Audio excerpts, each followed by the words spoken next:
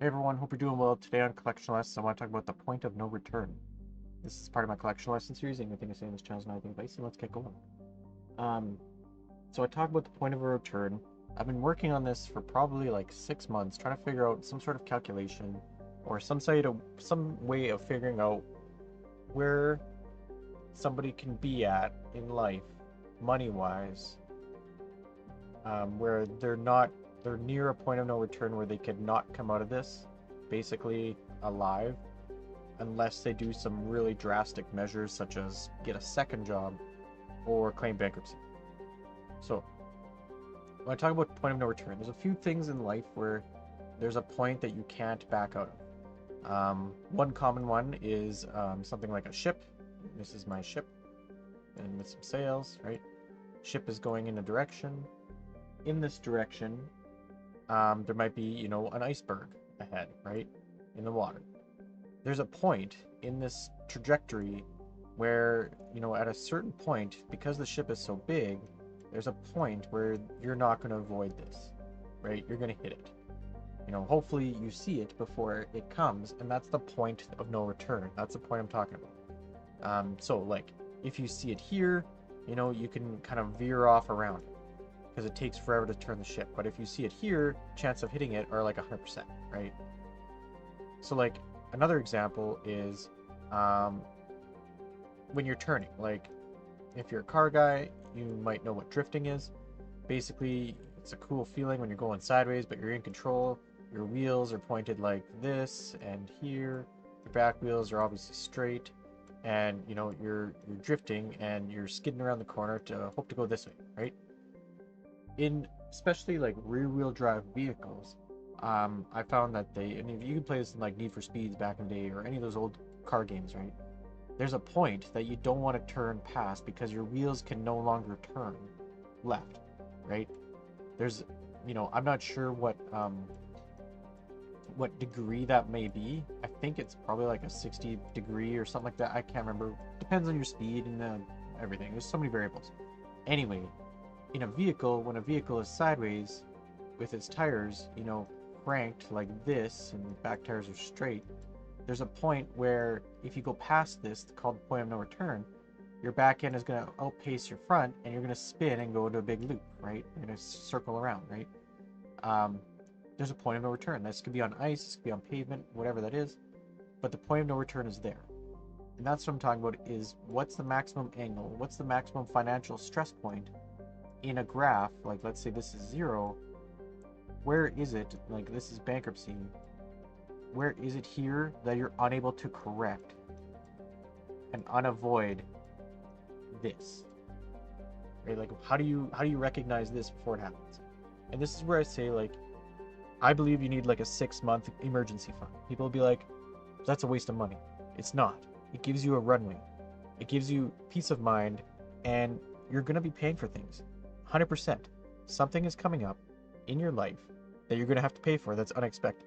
It's guaranteed to happen.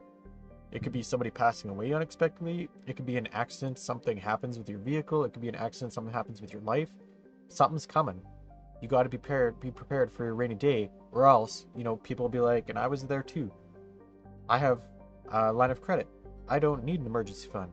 And then you realize, if you take from that line of credit, you're not able to pay it back because of the interest, as well as you're basically going to be doomed from that point on. What Dave Ramsey usually says, which I think is a great analogy, is it's insurance. Your emergency fund is insurance. You don't gain interest on insurance no matter where you pay it, so just pretend it doesn't exist because you paid it to yourself. At least you have that money if you need it. So in a point of no return, if this is $0 or whatever, and this is where, like, I've had problem with coming up with a specific formula because it's so dependent on people and people's income, method of income, reliability of money, that type of thing. But I broke it down to basically 3 points, from what I can tell. Maybe there'll be a version 2 of this video in the future, but these 3 points are currently what I have. When you can't save 10% per month, that's your first signal that you're probably in trouble. So you can't save it, right? If you're like, let's say you make four grand a month take home, this is all take home, and you can't save $400 per month. I think that's, a realistic problem that people can have, especially nowadays with the way the government has wrecked our inflation. That's the first thing, is you can't save 10%. That's a big warning trigger to me. That's if you have debt or have no debt even, right? This one specifically is if you have debt, if you can't pay debts in full. If you can't pay it off within the same month that you got the debt, you're in a warning territory. Because debt, as we found out with the Bank of Canada recently and the States and everything, debt, the interest rate on debt can go up. And oops, I wasn't thinking of that. And oops, my calculation wasn't based on that. And as they're going up, inflation is hitting us even harder. It's compounding the problem even more. So you ideally, and I say this in my video, you don't want debt at all because you can't rely on it, right? There was a bank in the States that closed all of the personal line of credits. Closed them all. Didn't matter who you are or what you did, they closed all of them on you. Some people had, that was their emergency fund. And when they close a line of credit, basically the amount you can borrow anymore is zero, and whatever the balance is what you got to pay off, right? But if you can't pay your debts in full, means that they're going to continue to get worse, right? If you can't pay, like if in an example, if you can't pay the $100 bill right now, you can only pay like 90 of it. What makes you think you're going to be able to pay the next 100 that gets added because of interest, or the next whatever? It's going to continually get worse, right? It's the start of a downward spiral. So that's the second thing. Third thing is when you could no longer invest and you have to start pulling from your investments. So this kind of relates to the savings, right? Because ideally in like a step 1, 2, 3 scenario, 1, your money, you get the money. 2, you stick it in a savings until you get that emergency fund of 6 months. And step 3, once you have this emergency fund, then you invest, right? If you can't invest because your savings is depreciating about the same rate that you're putting into it, you're not really saving it, right?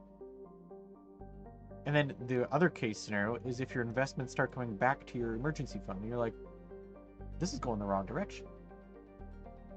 So to give you a graph, and this is why I left this in the middle, it's just a visual graph of how I would represent where you are and if you're doing good. So this is minus 10%, this is 0%, and these are all percents, right? I'm just going to send out what the percents are. So this is per month. If you are saving 10% of your income, at least, you're not taking from your investments, everything's flowing the right way. Eventually, your emergency fund gets full, it moves into investments. If you're saving 10%, you're doing better than 90% of the people there.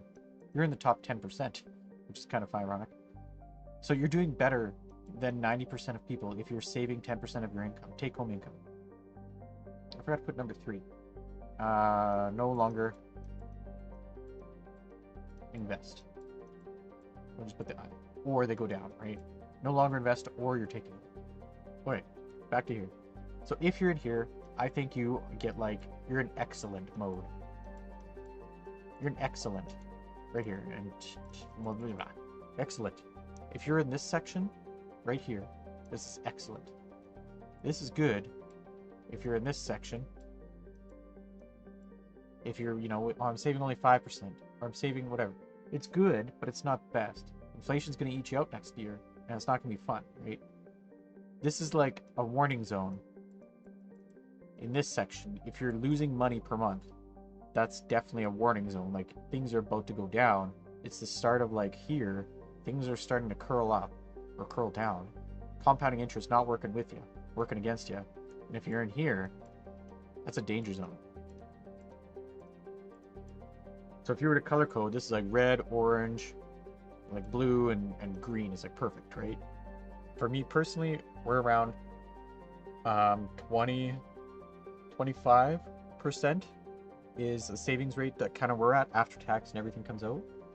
I remember being paycheck to paycheck. I remember going backwards, negative 10%, 5% every year, compounding on interest rates that are 10% on top of the 10% you're losing. So things are growing rapidly in the wrong direction.